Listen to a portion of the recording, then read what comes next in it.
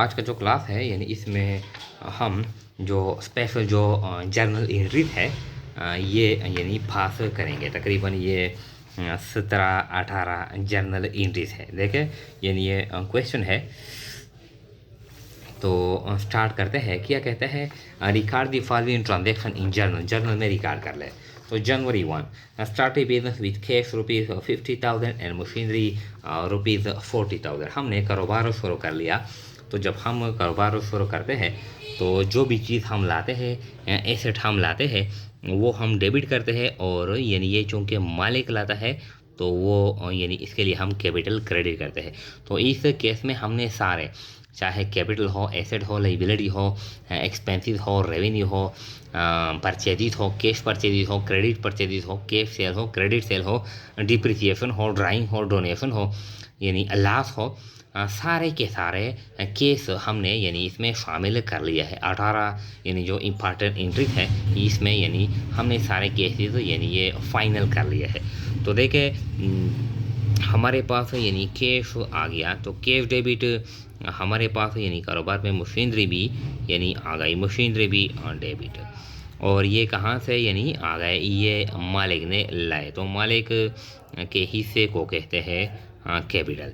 तो ये जो अमाउंट है यानी कैश का जो अमाउंट है ये है 50,000 और मशीनरी का जो अमाउंट है ये है 40,000।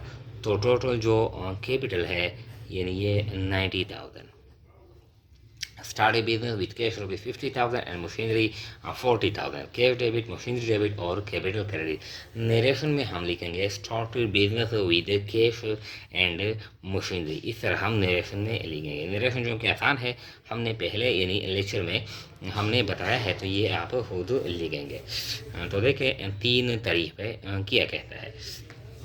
3 तारीख पे कहता है कि परचेज गुड्स ऑन क्रेडिट ₹10,000। ये भी आसान है, हमने उधार पे यानी सामान यानी परचेज खरीदे है। तो ये रिकॉर्ड करेंगे परचेज डेबिट और टू अकाउंट्स पेबल। ये चूँकि नाम नहीं दिया है तो हम यानी इस तरह रिकॉर्ड करेंगे 10,000 और ये भी यानी 10,000। नरेशन में लिखेंगे परचेज्ड गुड्स ऑन क्रेडिट या परचेज्ड गुड्स ऑन अकाउंट, इस तरह लिखेंगे। फिर कहते हैं 4 goods carried by owner for home use 2,000। यानी ये 4 तारीख पे यानी मालिक ने घर सामान ले गया। तो ये है, ये ड्राइंग है। तो ड्राइंग्स हम डेबिट करेंगे, ड्राइंग्स डेबिट करेंगे। और 2 यानी सामान है, तो सामान के लिए हम यानी परचेज क्रेडिट कर रहे हैं। तो क्या है यानी 2,000 डेबिट और ये 2,000 यानी purchase credit. Goods withdrawn by owner for personal use या फॉर डोमेस्टिक यूज, ये भी हो गया। फिर कहते हैं 8 paid ₹8,000 to credit and receive discount 2,000। यानी हमने 8,000 क्रेडिट को अदा कर लिया और 2,000 हमने डिस्काउंट वसूल कर लिया। क्या मतलब है, क्या मतलब है इसका ये मतलब है कि जो टोटल जो डेट था क्रेडिटर का वो 10,000 था। अब हमने यानी 10,000 जब पेमेंट कर लिया तो 2,000 उसने वापस दे दिया। हमने नेट पेमेंट यानी कितना कर लिया, 8,000 हमने कर लिया। तो देखें यानी जो क्रेडिटर है यानी अकाउंट पेबल डेबिट या क्रेडिटर यानी डेबिट टू कैश क्रेडिट और to discount received, discount received यानी हमने कैश पे कर लिया टोटल 8,000, हमने डिस्काउंट वसूल कर लिया 2,000। टोटल जो करता था वो कितना था, वो अमाउंट है यानी 10,000। नरेशन में लिखेंगे paid cash to creditor and received discount, इस तरह हम नरेशन भी लिखेंगे। फिर कहता है 10 मशीनरी डिप्रिसिएटेड रुपीज़ यानी 1,000। मशीनरी डिप्रिसिएट हो गई। तो मशीनरी के लिए यानी डिप्रिसिएशन के लिए हम 2 यानी अप्रोच इस्तेमाल करते हैं। एक एंट्री हम ये यानी पास कर सकते हैं कि जो डिप्रिसिएशन है यानी depreciation expense debit, depreciation expense debit और टू मशीनरी क्रेडिट। यानी हम एसेट को डायरेक्टली यानी क्रेडिट यानी करते हैं डायरेक्टली। एसेट को, जो भी एसेट हो, मशीनरी हो, फर्नीचर हो, बिल्डिंग हो, जो भी हो, डिप्रिसिएशन एक्सपेंस हम डेबिट करते हैं और एसेट को क्रेडिट करते हैं। एक अप्रोच ये है। दूसरा अप्रोच ये है कि यानी हम डेबिट करते हैं depreciation expense debit, depreciation expense debit और to accumulated depreciation credit, accumulated depreciation credit कितना है 1000 और ये 1000। एक्यूमुलेटेड डिप्रिसिएशन एक अकाउंट है जिसमें हम यानी हर साल जब हम डिप्रिसिएशन चार्ज करते हैं तो इसमें हम अमाउंट जमा करते हैं। तो जो एसेट है, जो एसेट का जो कास्ट होता है बैलेंस शीट में, हम एसेट के कास्ट से हम डिप्रिसिएशन एक्यूमुलेटेड डिप्रिसिएशन माइनस करते हैं और ये जो डिप्रिसिएशन एक्सपेंस है ये हम यानी प्रॉफिट एंड लॉस अकाउंट में या इनकम स्टेटमेंट में हम ऑपरेटिंग एक्सपेंस में ये रिकॉर्ड करते हैं और ये एसेट के कास्ट से हम माइनस करते हैं। तो ये जो अप्रोच है ये भी इस्तेमाल किया जाता है और ये भी, लेकिन जो अक्सर होता है ये अक्सर इस्तेमाल किया जाता है कि डिप्रिसिएशन एक्सपेंस डेबिट और एक्यूमुलेटेड डिप्रिसिएशन क्रेडिट। तो ये मतलब है यानी 10 यहाँ पर हम लिखेंगे कि depreciation expense debit, depreciation expense यानी 1000 और टू एक्यूमुलेटेड डिप्रिसिएशन क्रेडिट, इस तरह यानी हम लिखेंगे। अमाउंट कितना है यानी 1000 है। नरेशन में लिखेंगे यानी मशीनरी डिप्रिसिएटेड या to charge depreciation on machinery, इसका ये मतलब है। फिर कहते हैं 12 पेड सैलरी एक्सपेंस ₹5000, हमने सैलरी एक्सपेंसेस अदा कर लिया है। तो ये भी आसान है, जो भी एक्सपेंस हम अदा करते हैं वो एक्सपेंस हम बाई नेम डेबिट करते हैं। सैलरी है, रेंट है, इंटरेस्ट है, जो भी है, कमीशन है, सैलरी एक्सपेंसेस डेबिट और कैश क्रेडिट। अमाउंट कितना है ये 5000 है और ये भी 5000 है। नरेशन में लिखेंगे पेड सैलरीज एक्सपेंसेस, इस तरह। फिर कहता है यानी 12 के बाद है यानी 14 कहते हैं पेड सैलरी तो असलम ₹10,000। असलम को हमने यानी 10,000 सैलरी दे दी। तो जो भी हम एक्सपेंस अदा करते हैं किसी न किसी को तो हम अदा करते हैं, पर्सन हो या ऑर्गेनाइजेशन हो। तो हम ऑर्गेनाइजेशन या पर्सन का नेम रिकॉर्ड नहीं करते, ये नॉमिनल अकाउंट है, हम एक्सपेंस रिकॉर्ड करते हैं। देखें यानी 14 तारीख पे हमने असलम को सैलरी दी है। तो सैलरी क्या है यानी सैलरी हम असलम यानी रिकॉर्ड नहीं करते। सैलरी एक्सपेंस डेबिट और कैश क्रेडिट, इस तरह हम एंट्री पास करेंगे। 10,000 और ये भी 10,000। पेड सैलरी टू असलम, जो भी है, paid salary to Aslam, paid salary to Salim, paid salary to Akbar, जो भी हो, हम नाम रिकॉर्ड नहीं करते, हम ये करते हैं एक्सपेंस रिकॉर्ड करते हैं। सोल्ड गुड्स ऑन क्रेडिट ₹8,000, हमने यानी 16 तारीख पे हमने उधार सामान फरोख्त कर लिया। तो उधार के लिए हम रिकॉर्ड करते हैं अकाउंट रिसीवेबल या सन्डी डेटर डेबिट और टू सेल्स यानी क्रेडिट। अमाउंट कितना है ये 8,000 है। 8,000 का हमने उधार सामान ये फरोख्त कर लिया। नरेशन में लिखेंगे सोल्ड गुड्स ऑन क्रेडिट, इस तरह नरेशन में लिखेंगे।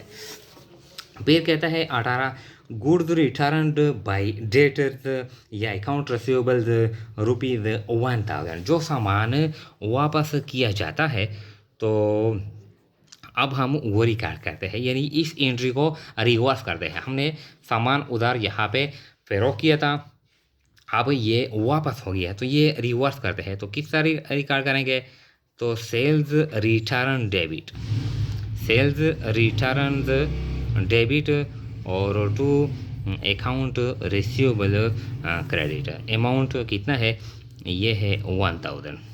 नरेशन में लिखेंगे गुड्स रिटर्न बाई कस्टमर या goods return by account receivable या गुड्स रिटर्न बाई डेटर्स, इस तरह रिकॉर्ड करेंगे। फिर कहते हैं 20 कहते हैं received cash ₹5,000 and discount allowed to debtors यानी 1,000। हमने यानी 5,000 रुपये वसूल कर लिए और हमने 1,000 डिस्काउंट दे दिया। तो अब ये जो पेज है ये यहाँ पर रखते हैं, यानी इस पेज पे यानी स्टार्ट करते हैं। तो ये क्या है, यानी ये है जनवरी 20 पे हमने कैश वसूल कर लिया यानी 5,000 और हमने डिस्काउंट भी अलाउ कर लिया, यानी हमने डिस्काउंट भी अपने कस्टमर को दे दिया। कैश है 5,000 और जो डिस्काउंट का जो अमाउंट है वो है 1,000। इसका क्या मतलब है कि जो टोटल जो डेट था यानी अकाउंट रिसीवेबल के पास सन्ड्री डेटर के पास टोटल डेट का जो अमाउंट था वो कितना था, वो 6,000 था। 6,000 में से 5,000 हमने कैश वसूल कर लिया और 1,000 हमने यानी डिस्काउंट दे दिया। नेक्स्ट में लिखेंगे received cash and allowed him discount, इस तरह। फिर कहते हैं 22 sold furniture for 6,000 book value of furniture was यानी कितना है 4,000। हमने फर्नीचर वो यानी फ़रोख्त कर लिया नकद पर, और जो फर्नीचर की जो बुक वैल्यू है यानी जो किताबों में जो बुक वैल्यू थी वो 4,000 थी। अब इसके लिए हम डिप्रिसिएशन यानी गेन है या लॉस है ये हम कैलकुलेट करेंगे। यानी हमारे पास जो फर्नीचर यानी था वो 4,000 का था, हमने फ़रोख्त कर लिया 6,000 पर, तो जाहिर बात है हमने 2,000 यानी कमा लिए। तो इसको कहते हैं gain on disposal of assets. तो 22 तारीख पर हम रिकॉर्ड करते हैं हमने कैश वसूल कर लिया। कितना कैश हमने वसूल कर लिया 6,000। और टू फर्नीचर हमसे फर्नीचर चला गया, ये चूँकि एसेट है एक एसेट चला गया और दूसरा एसेट 4,000 ये क्रेडिट हो गया। अब जो डेबिट और क्रेडिट के जो असूल है वो कहता है कि all debits must be equal to all credits. अब हम ये बराबर करते हैं, तो जो डिफरेंस है इसका क्या मतलब है टू गेन ऑन डिस्पोजल कहते हैं फिक्स एसेट को यानी फ़रोख्त करना।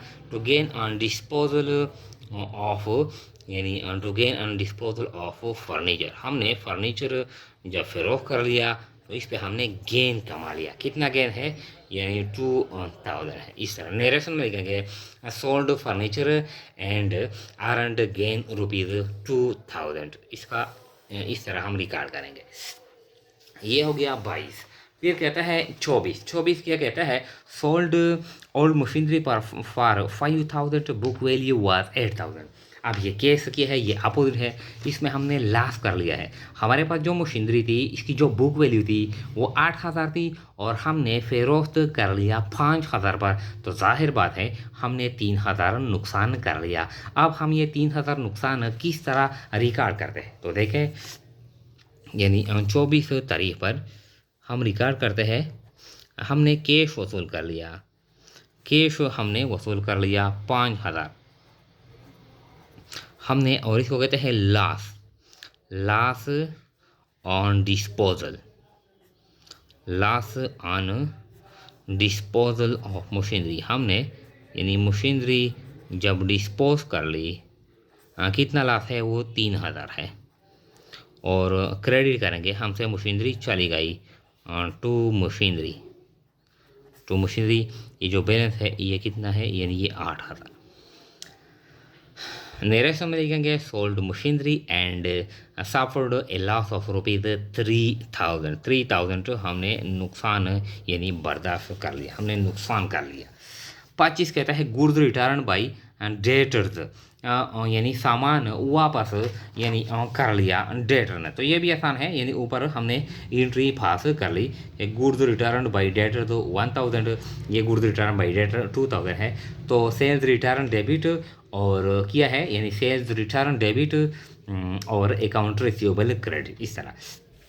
ये 24 देखें, 24 कहता है कि इंट्रोड्यूस फ्रेश कैपिटल ₹30,000। मालिक ने फ्रेश कैपिटल का जो यानी कैश है, मालिक ने फ्रेश यानी कैपिटल यानी वो लाया। अब इसको किस तरह रिकॉर्ड करेंगे, इसको यानी आसान है, बिल्कुल इस तरह रिकॉर्ड करेंगे जिस तरह हम बिजनेस शुरू करते हैं। तो कैश डेबिट करते हैं, कैश डेबिट करते हैं और टू कैपिटल हम क्रेडिट करते हैं या फ्रेश कैपिटल। बिजनेस में यानी कारोबार में पैसों की ज़रूरत है तो मालिक ने 30,000 रुपये का कैश लाया। इस तरह नरेशन में लिखेंगे इंट्रोड्यूस्ड फ्रेश कैपिटल या ब्राट फ्रेश कैपिटल बाई ओनर। इस तरह इसका ये मतलब है।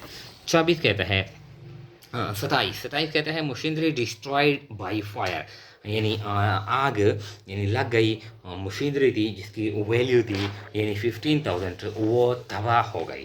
तो ये नुकसान हो गया। तो ये नुकसान इसके लिए हम एंट्री किस तरह पास करेंगे, तो जो लॉस होता है वो लॉस यानी हम बाई नेम रिकॉर्ड करेंगे। तो loss by fire debit, loss by fire debit, और जो भी एसेट है वो यानी जो तबाह हो जाता है, ख़त्म होता है, वो हम रिकॉर्ड करेंगे यानी क्रेडिट करेंगे। लॉस बाई फायर डेबिट और 15,000 और मशीनरी क्रेडिट 15,000। नरेशन में लिखेंगे machinery lost due to fire, ये machinery damaged due to fire. इस तरह फिर कहता है 28 रिसीव्ड डिविडेंड इनकम रुपीज़ 15,000, हमने दूसरे कंपनी की शेयर हमने परचेज किए है। अब हमने यानी शेयर डिविडेंड हमने वसूल कर ली 15,000। ये हम किस तरह यानी रिकॉर्ड करेंगे, तो 28 तारीख पर यानी हमने कैश वसूल कर लिया, हमारे पास कैश आ गया। अब हमने सेल नहीं कर लिया बल्कि किया है टू डिविडेंड इनकम, हमारे लिए ये इनकम है, अदर इनकम है, कैश डेबिट और to dividend income credit. Amount कितना है, यानी ये 15,000 है और ये भी 15,000 है, यानी डिविडेंड हमने वसूल कर लिया है। लेकिन डिविडेंड के लिए किया हमने वसूल कर लिया है, हमने कैश वसूल कर लिया और ये किया है ये हमारे यानी दूसरे कंपनी थे, तो और डिविडेंड इनकम के तौर पर cash debit dividend income credit. 28 29 कहता है गुड सोल्ड अनक्रेडिट 20,000, ये भी आसान है, यानी अकाउंट रिसीवेबल डेबिट और सेल्स क्रेडिट, ये भी आप खुद करेंगे। 30 received machinery for goods sold on January, क्या है जनवरी यानी 29, ये कहता है यानी ये 29 है। ये जो 29 तारीख पर हमने सामान यानी फरोख्त कर लिया यानी 20,000 का। तो इसके लिए देखें आप हम एंट्री पास करेंगे कि अकाउंट रिसीवेबल डेबिट और टू सेल्स क्रेडिट। अमाउंट कितना है, अमाउंट है 20,000 और ये भी 20,000। इसके लिए नरेशन लिखेंगे सोल्ड गुड्स ऑन क्रेडिट। ये तो आसान है। 30 तारीख पर हमने यानी कैश वसूल नहीं किया बल्कि अकाउंट रिसीवेबल से 20,000 के बदले में हमने मशीनरी वसूल कर ली हमारे पास, यानी हमने मशीनरी वसूल कर ली कैश की जगह। तो हमारे पास मशीनरी आ गई 20,000, ये हमने किससे वसूल कर ली, अकाउंट रिसीवेबल से। तो मशीनरी डेबिट और टू अकाउंट रिसीवेबल क्रेडिट कितना है 20,000। अकाउंट रिसीवेबल को जो भी हम सेल करते हैं हम कैश वसूल करेंगे, लेकिन कभी कभार कैश की जगह हम दूसरे एसेट भी वसूल करते हैं। तो जो भी एसेट हम अकाउंट रिसीवेबल से वसूल करते हैं वो एसेट्स हम बाय नेम डेबिट करेंगे और अकाउंट रिसीवेबल क्रेडिट करेंगे। तो ये जो कुछ इम्पॉर्टेंट तकरीबन 18 एंट्रीज थी जो एक्सपेंसेस, रेवेन्यू यानी drawing, losses, disposal of an asset यानी रिटर्न, इसके बारे में थी।